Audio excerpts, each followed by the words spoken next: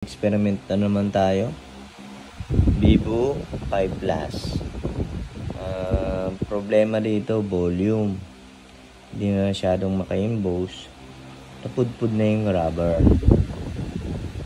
First time, magpa-plus nito. Hindi ko na. Ito pala yung ito yung volume power. And volume power. Ito ang volume button. Power button.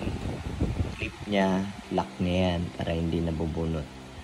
Ngayon, gagawin natin ng paraan to para magkaroon ng talagyan natin dito ng makapal kahit unti para medyo bumukol at tumama na. Yan. Ito naman dito, dalawa. Isa dito. Kita niyo ba guys? Isa dito. Isa doon. Nakita niyo yan? Ni-repair lang to. 1,000 ang repair dito eh. Putik yan. Ilang 1,000 repair dito. So, plastic na yan. Nilagyan dito.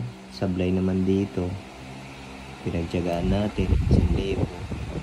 Ayun tayo na lang gagawa.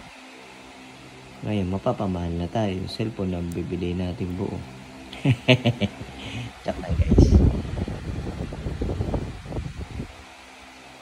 Guys, yan na ang solusyon.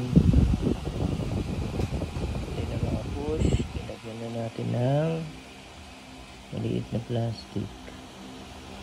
Kita niyo mga guys. Masyadong makita.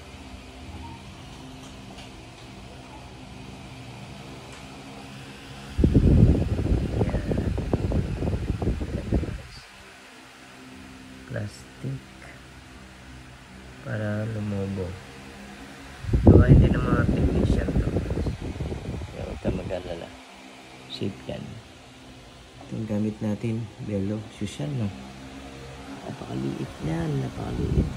Ito, mga parts, yung mga nalaglag, hirap lang idikit.